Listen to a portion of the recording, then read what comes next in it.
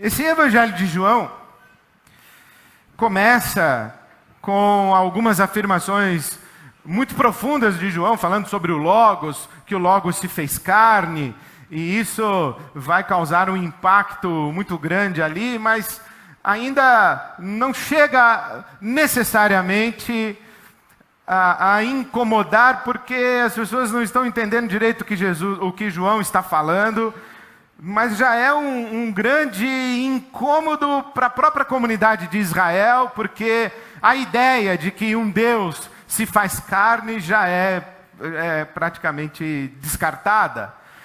Mas quando João Batista diz, eis o Cordeiro de Deus que tira o pecado do mundo, o Evangelho de João entra numa sequência, assim, numa balada, que é como se Jesus estivesse dizendo o tempo todo, olha, não é bem assim, não é bem assim, não é bem assim, não é bem assim. Então, por exemplo, os sacrifícios de animais que eram feitos no templo, Jesus diz assim, não é bem assim, porque eu sou o Cordeiro de Deus que tira o pecado do mundo. Aí depois Jesus vai para um casamento em Caná da Galileia, transforma água em vinho. A água era a água usada nas cerimônias de rituais de purificação dos judeus. Então Jesus olha para aquele ritual de purificação, aquela lei cerimonial judaica e diz, não é bem assim, porque não é na água, é no meu sangue que existe a purificação, é o meu sangue que purifica de todo pecado e não num ritual.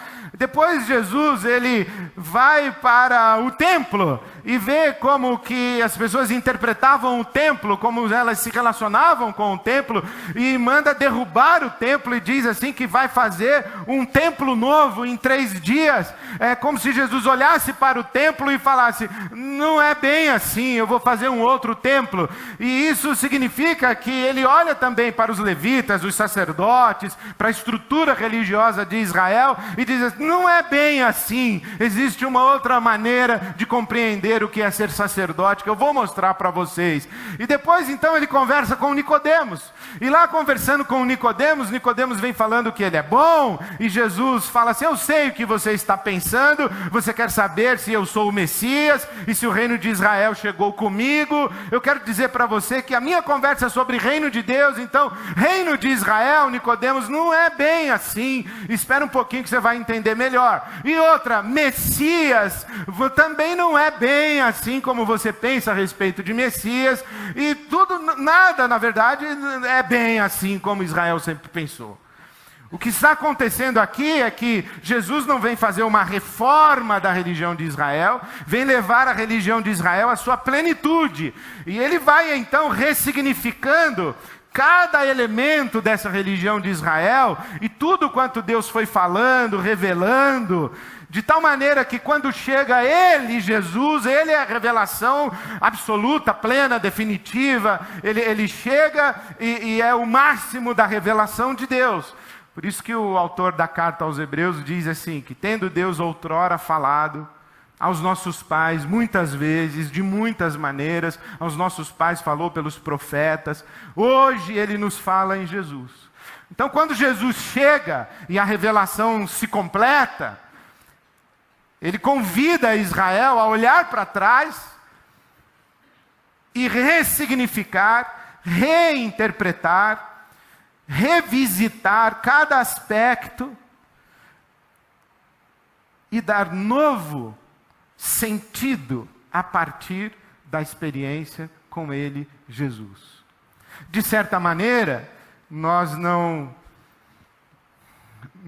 precisamos condenar a confusão que Israel entra quando se depara com Jesus, porque eles não tinham toda a revelação, e tudo quanto Jesus vinha falando era muito novo, de fato. Eles vivem séculos reproduzindo um ritual, reproduzindo uma estrutura religiosa, reproduzindo uma lógica religiosa, e depois de tanto tempo, Jesus chega e diz, não é bem assim, não é bem assim, não é bem assim. Olha, o sacrifício não é bem assim. O ritual não é bem assim. O templo não é bem assim. O levita e o sacerdote, a estrutura religiosa não é bem assim. O reino de Israel não é bem assim. O Messias não é bem assim. E se você parar para pensar, alguma sinagoga, um fariseu deve ter olhado para o outro e falado assim: quer ver que daqui a pouco esse cara vai dizer que o nosso Deus Yahvé também não é bem assim? Aí Jesus fala: e uma coisa, Yahvé também não é bem assim. Porque o que está acontecendo aqui em João capítulo 3, esse texto que nós acabamos de ler, é Jesus indo ao máximo do máximo de convidar pessoas a que repensem completamente tudo que pensaram a respeito de si mesmas, a respeito de sua identidade como povo de Deus e a respeito agora do próprio Deus. Por quê? Porque Jesus está levando essa nação de Israel de volta, lá para o deserto, quando a serpente foi levantada. E a serpente foi levantada no deserto, quando Moisés conduzia o povo.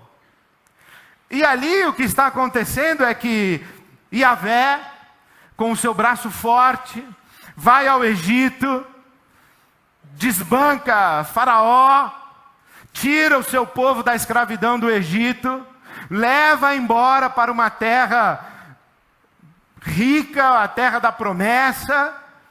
E enquanto eles estão a caminho dessa terra, peregrinando pelo deserto, esse povo começa a reclamar que está com fome, que lá no Egito eles eram escravos, mas pelo menos tinham o que comer, que lá eles não passavam fome, não passavam sede, que eles eram maltratados, mas pelo menos eles sobreviviam, e que aqui no deserto há muita precariedade, e que Yahvé isso, Yahvé aquilo.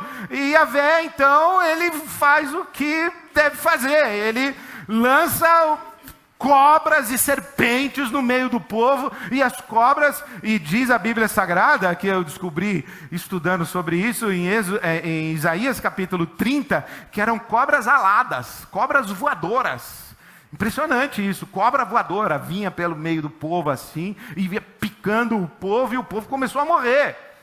E aí esse povo procura Moisés desesperado e fala: Moisés, Moisés, fala com Yahvé que nós gostamos do maná. Sim, para com isso, tal, esse sandubim é muito bom, tá bom assim, não vamos reclamar mais da comida, da bebida. Fala para ele que a gente se arrependeu de falar mal dele, que nós não estamos reclamando mais e tal. Aí Yahvé diz assim para Moisés: faz uma serpente, levanta no meio do acampamento, e todo mundo que olhar para a serpente, que tiver sido picado pela serpente e tiver morrendo, será curado. Então Moisés faz uma serpente de bronze, levanta no acampamento, e todo mundo que olha é curado.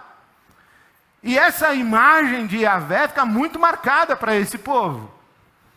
E se constrói uma compreensão de quem é Yahvé dessa maneira, porque Yahvé, ele é assim, ele é um Deus que é um pouco melindroso. Se você não faz o que ele quer, ele fica Velho Testamento com você e ele acaba com você. Ele bota fogo na sua casa, ele manda gafanhoto acabar com a sua lavoura, ele dá uma enchente para você, ele mata seus filhos, ele passa por cima, ele não quer nem saber. E Yahvé não pode ser contrariado. Você não fez o que ele quis, ele manda você embora do jardim, já expulsa logo do paraíso. Depois você não prestou um culto legal, ele não gostou do seu culto, ele rejeita. E aí depois ele amaldiçoa você ainda. Você fica sem saber porque foi rejeitado, aí entra em confusão e você é amaldiçoado. E se você começa um movimento assim muito rebelde, e a sua cidade ela fica assim com muito pecado, e enche assim a paciência de Yahvé, ele faz chover e mata todo mundo afogado. E se você sobreviveu ao afogamento coletivo produzido por Yahvé, chamado dilúvio, e você ficou com medo de chover e dar enchente na sua casa de novo, e começou a construir uma torre, para toda vez que chover, você começar a subir para o primeiro andar, para o segundo andar, aí a água subiu, você vai para o terceiro, subiu, você vai para o quarto. Você está fazendo uma torre para chegar no céu. e Yahvé não vai gostar, ele derruba sua torre. Ele vai lá no meio da construção, ele faz uma confusão, ele toca o horror na sua torre também, espalha todo mundo.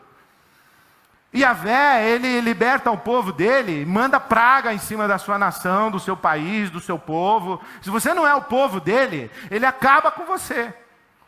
E Israel vai crescendo dessa maneira. E esse Yahvé, ele é tão terrível, que até o povo dele, que ele acabou de libertar e tirar do Egito, se o povo dele não fizer o que ele quer, ele mata o povo dele também. Com serpente voadora. Manda envenenar e morrer todo mundo. Porque Yahvé é terrível. Yahvé é o seguinte: ou você faz a minha vontade ou eu acabo com você. Está entendido? Não brinca comigo. Se você vier comigo, eu te abençoo. Se você não vier comigo, eu te amaldiçoo. Então é bom você não folgar comigo. Esse é Yahvé. Essa é a construção que se tem a respeito de Yahvé. Isso fica no imaginário de Israel.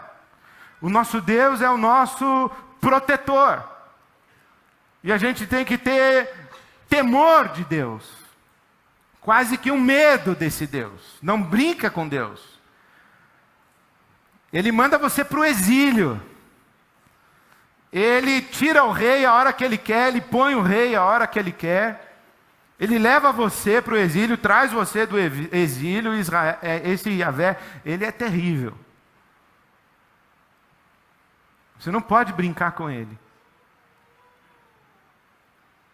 Ele é o nosso protetor, e mais do que nosso protetor, ele é o nosso vingador. Porque se você mexer comigo, eu que sou o povo de Deus, você toma cuidado, hein? Porque Yahvé, disseram os profetas de Israel que Israel era a menina dos olhos de Yahvé. Então, se você mexer com a menina dos olhos de Yahvé, cuidado com Yahvé. E aí cresce esse imaginário em Israel e chega Jesus. Chega Jesus e vai dizendo: não é bem assim, não é bem assim, não é bem assim, não é bem assim, não é bem assim, não é bem assim, até que chega no assunto Yahvé. E alguém fala assim: e a respeito de Yahvé? Aí Jesus: não é bem assim. Para começar, somos dois. Na verdade, somos três, mas eu não posso falar agora, senão vocês vão entender mesmo. Então vamos começar devagar. Na verdade, somos dois. Apesar de todos os profetas de Israel terem dito sempre que o Deus de Israel é o único Deus e não há outro Deus, nós sempre pensamos assim que Yahvé é o maior de todos os deuses, é o Deus mais poderoso. Não, ele não é o mais poderoso. Ele é o único Deus. E não somente ele é o único Deus, mas ele é um só. Aí Jesus vem e diz assim: quando vocês pensarem em Deus, não pensem em um. Porque eu e o Pai somos um. Quem me viu a mim, viu o Pai. Eu vou voltar para o meu Pai, porque eu vim de lá e volto para lá. Ninguém jamais viu a Deus, exceto aquele que desceu do céu, eu. Eu já vi, porque eu vim de lá. Eu e ele somos um. Então já começa dizendo: olha, nós somos dois. Depois eu vou explicar para vocês de Jesus, que nós somos na verdade três, mas vamos ficar com dois. Mas além de vocês terem que pensar que nós somos dois, nós somos mais do que um, vocês vão ter que pensar um pouquinho diferente a respeito desse um aí que vocês pensam, que vocês chamam de Yahvé. Porque ele não é bem assim como vocês pensam que ele é. E quando é que Jesus começa a falar sobre isso?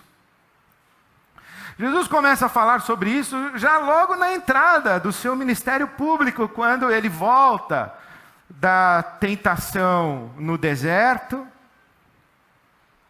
chega em Nazaré, vai para a sinagoga, abre as Escrituras Sagradas e lê as Escrituras Sagradas na sinagoga. E o que ele lê?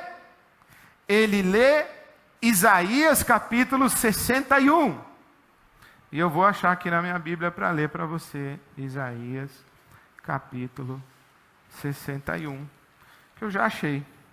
O Espírito do Senhor está sobre mim, porque o Senhor me ungiu para levar boas novas aos pobres, enviou-me para cuidar dos que estão com o coração quebrantado, anunciar a liberdade aos cativos, a pôr em liberdade e a libertação, anunciar a libertação das trevas aos prisioneiros, para proclamar o ano aceitável do Senhor, o ano do jubileu, o ano do perdão geral das dívidas, anunciar o ano aceitável do Senhor, o ano da graça do Senhor e o dia da vingança do nosso Deus, a consolar todos os que choram, a dar a todos os que choram em Sião uma coroa em vez de cinzas, óleo de alegria em vez de pranto, um manto de louvor em vez de espírito angustiado, a fim de que se chamem ou que sejam chamados carvalhos de justiça, plantação do Senhor para a sua glória.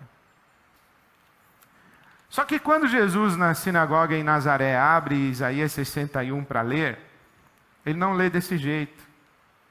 Ele lê como Lucas registrou no capítulo 4 do seu Evangelho. O Espírito do Senhor está sobre mim, porque Ele me ungiu para pregar boas novas aos pobres, me enviou para proclamar a liberdade aos presos, a recuperação da vista aos cegos, para libertar os oprimidos e anunciar o ano da graça do Senhor. Ponto. Tivesse um fariseu naquela sinagoga, viraria para o outro fariseu e diria assim: falso Messias, hein? Isso é um falso Messias. O fariseu poderia levantar ou alguém lá e dizer assim: ô, parou de ler aí? Não vai continuar? Não vai dizer anunciar o ano aceitável do Senhor e o dia da vingança do nosso Deus? Vai parar só no jubileu? Vai parar na graça? Vai parar no perdão? Vai parar no ano aceitável do Senhor? E o dia da vingança do nosso Deus, ô Messias, cadê? E Jesus fala: pois então, vamos conversar direito, porque Yahvé não é bem assim. Os discípulos, eles vão pregar o Evangelho nas aldeias samaritanas. Quando eles estão pregando o Evangelho nas aldeias samaritanas, os samaritanos não ouvem os discípulos, rejeitam a pregação do Evangelho do Reino de Deus, e os discípulos voltam para falar com Jesus. E chegam para Jesus e falam: Jesus, os caras estão nem aí para você não, o teu ibope lá está zerado. Os caras não querem saber de você, não querem saber de Messias, não querem saber de Reino de Deus, não querem saber de Reino de nada, não querem nada. Eu acho que a gente tem que fazer o seguinte, ó, que nem teu pai, fogo do céu nesses caras. Que nem ele fez com Sodoma e Gomorra. Se quiser, a gente volta lá e fogo do céu neles. Aí Jesus fala assim: parou. Vocês não sabem de que espírito vocês são. O meu pai não é bem assim, não.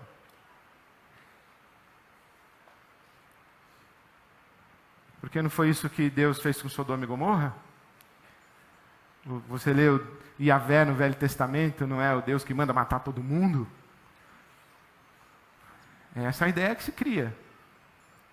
Aí Jesus vem e diz assim: não, espera um pouquinho, não é bem assim. Não é fogo do céu em cima de todo mundo. Ué, você não é o Messias? É, eu sou. Mas eu sou o Messias conforme o meu pai é e o meu pai me descreveu. É que vocês não entenderam. Ué, como é que seu pai descreveu você? Ele descreveu. Aí você pode abrir aí na sua Bíblia, se você quiser, o Evangelho segundo São Mateus, capítulo 12.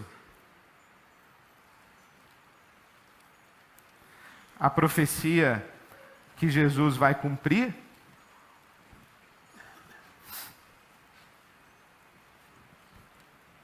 E isso acontece logo depois que um grupo de fariseus fala um monte para ele. Jesus cura no sábado, aí os camaradas chegam para Jesus e falso Messias, e a tua mãe não é homem, não sei o quê, e falam um monte para Jesus, e Jesus abaixa a cabeça, vai saindo. O Pedro, que era um camarada que puxava mesmo a faca e a espada, deve ter olhado para o João e dito assim: Jesus vai deixar falar desse jeito com ele? Essa falta de respeito? Vai deixar esses caras gritando assim na orelha dele e vai ficar por isso mesmo? Jesus vai levar desaforo para casa? Nós somos crentes, mas não somos capacho de ninguém, não. Não leva desaforo para casa, não. Aí Jesus é aquele que se comporta como Isaías, o profeta, o havia descrito.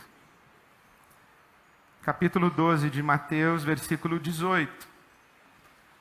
Jesus é o cumprimento da profecia que diz: eis o meu servo a quem escolhi, o meu amado, em quem tenho prazer. Porei sobre ele o meu espírito, e ele anunciará a justiça às nações. Não discutirá, nem gritará, nem ouvirá sua voz nas ruas. Não quebrará a cana trilhada, e não apagará o pavio que fumega. Até que ele leve à vitória a justiça, e em seu nome as nações porão a sua esperança. Jesus doce, Jesus manso, Jesus que, se você bate na face dele, ele oferece a outra face para você bater também.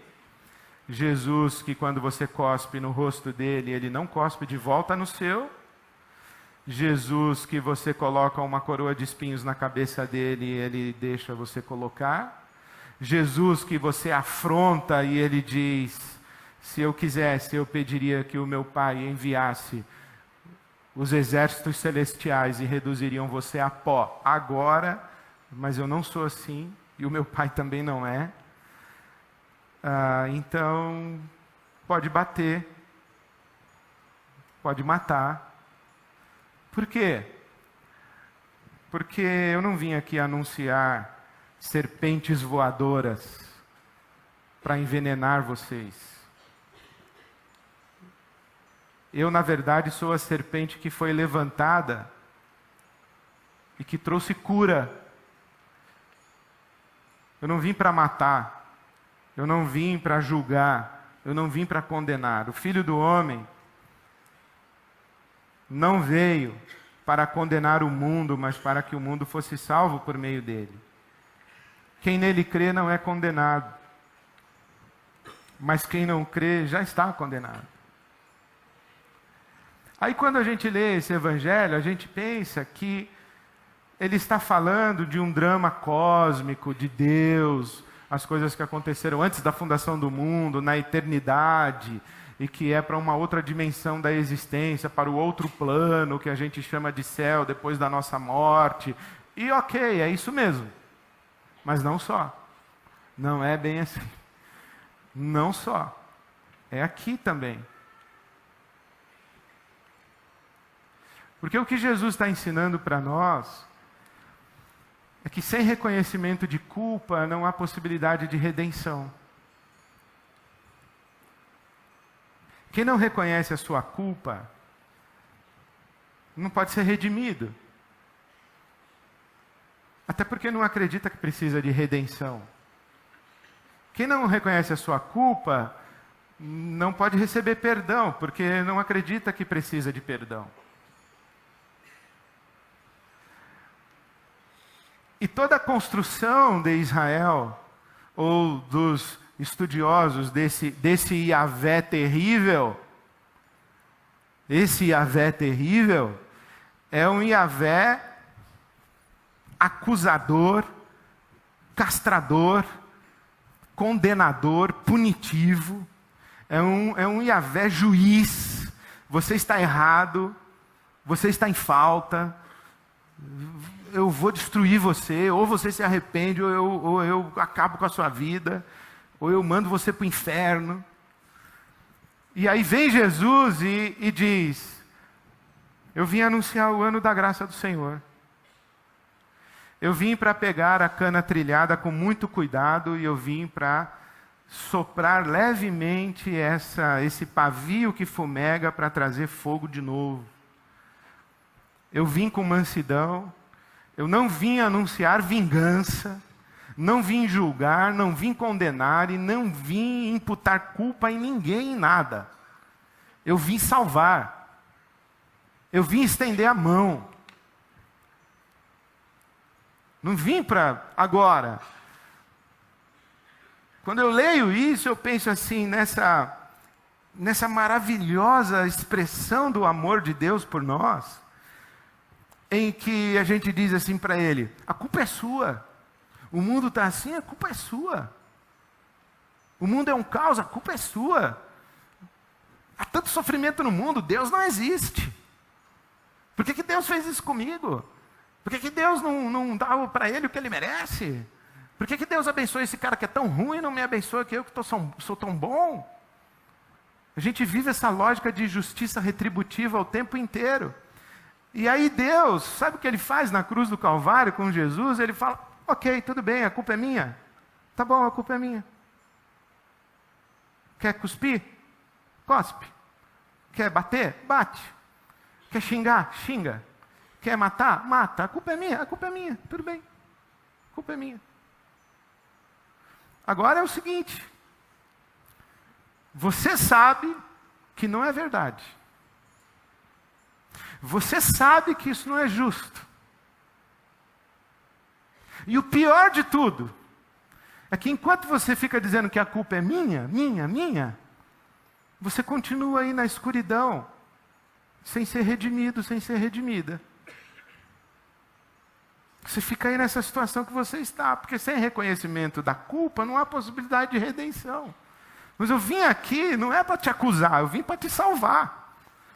Mas você não faz outra coisa senão me acusar. Ok, a culpa é minha. Agora transfira isso para os nossos relacionamentos, coisas do tipo assim, sabe por que o nosso casamento está assim? A culpa é sua. Porque eu carrego esse casamento nas costas, faz tempo.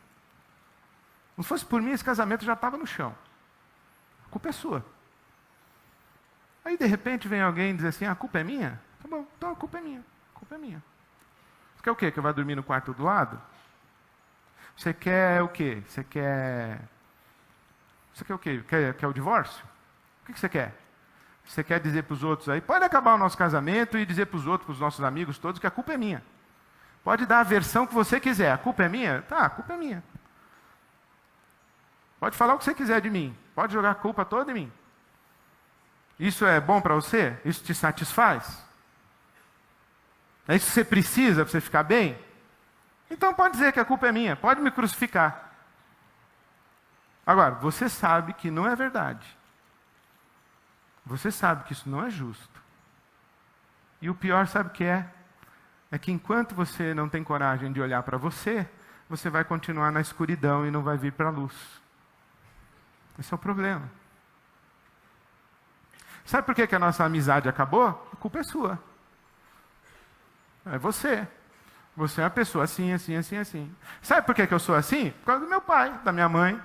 Quando eu era pequeno, meu pai não sei o quê, não sei o quê, não sei o quê. A minha mãe não sei o quê, não sei o quê, não sei o quê. Sabe por que eu estou assim? Sabe por que eu estou assim? Por causa do PT. Sabe por que eu estou assim? Por causa dos PSDB, dos coxinha, do Temer. Esses caras deram golpe. Por isso que eu estou assim. A culpa é sua.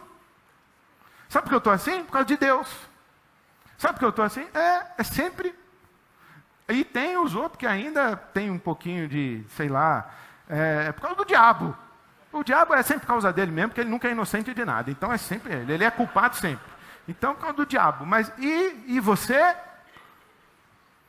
E você? Você só culpa, só culpa, só culpa. E a elegância de Deus em Jesus é que Jesus, na verdade, mostra como que o pai dele sempre foi. Porque o pai dele, nós começamos a nossa celebração cantando: Deus, tu és bom e a tua misericórdia é eterna. Deus é bom e as suas misericórdias duram para sempre.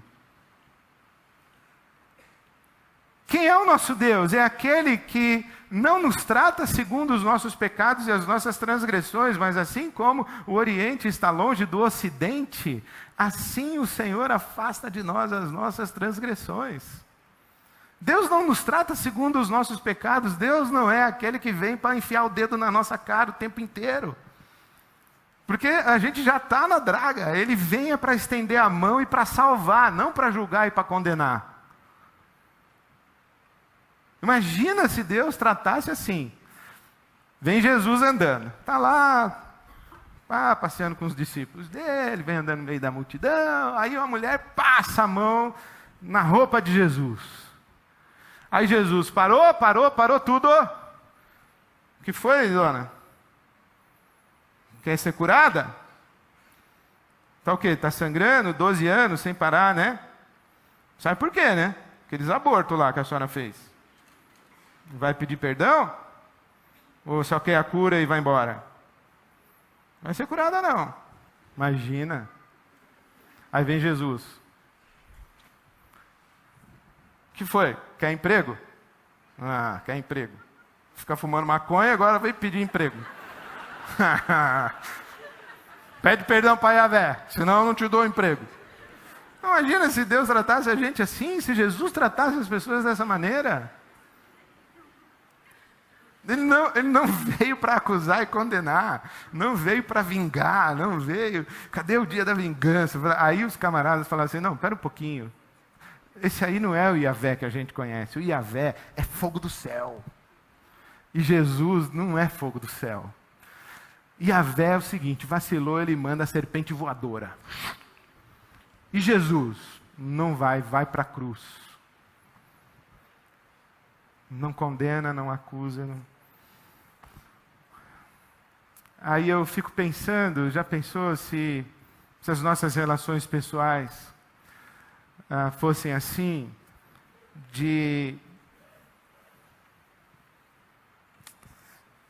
a gente hoje está diante da mesa do Senhor. É o dia da gente bater no peito e dizer: Senhor, tem misericórdia de mim, que eu sou pecador. E para nós hoje, na verdade, eu diria que além da gente bater no peito dizendo: Senhor, tem misericórdia de mim, que eu sou pecador, a gente tem a oportunidade, esse privilégio maravilhoso de dizer assim: Senhor, obrigado, porque o Senhor tem tido misericórdia de mim, pecador. O Senhor tem tido paciência comigo. Eu tenho puxado o elástico bastante, mas o Senhor está segurando a onda. Muito obrigado, Senhor. Porque o Senhor não me trata segundo o que eu mereço. O Senhor me trata segundo a sua graça. Obrigado, porque Jesus anunciou o ano aceitável do Senhor e não o dia da sua vingança. Obrigado, Senhor. Então, quando você pensa num relacionamento de justiça retributiva e num Deus que está com um chicote na mão esperando você cair para te descer uma chicotada para você aprender, não é do Deus de Jesus que você está falando, não é de Yahvé. Porque Jesus mostra para nós a verdadeira face de Yahvé. Jesus é o Filho de Yahvé que veio não para condenar e não para julgar, mas para salvar a você e a mim. E diante dele a gente diz a nossa verdade. Vem aqui onde está a luz. A gente vem aqui para a luz e fala: obrigado, Senhor, porque o Senhor, debaixo dessa luz aqui, o Senhor vê tudo que eu sou, tudo que eu faço. O Senhor não me condena, o Senhor não me imputa a culpa, o Senhor não me julga, o Senhor me perdoa, me liberta e me restaura. Obrigado, Senhor. Obrigado por Jesus. É isso que eu celebro nessa mesa. E é isso que eu gostaria de celebrar nas minhas relações. Gostaria de ser assim com os meus amigos. Tem uns que eu vou te dizer uma coisa, viu? Não sei, Deus tem uns filhos que eu não sei onde ele arruma. É difícil. Mas arrumou eu também. Então, se Deus me tem como filho, por que não teria outros? Então, se eu conseguisse na força do Senhor, estender o perdão que Ele me dá, a misericórdia que Ele me dá a outros tantos. E eu ouvisse Jesus dizendo: eu não vim te condenar, não vim te julgar, eu vim te estender a mão para te tirar dessa escuridão e desse inferno onde você está. Me dá aqui sua mão, vem aqui ser curado, vem aqui ser curada, vem aqui ser liberto, vem aqui ser liberta, porque foi para isso que eu vim. Que o Senhor Jesus receba a glória que Ele merece. Amém.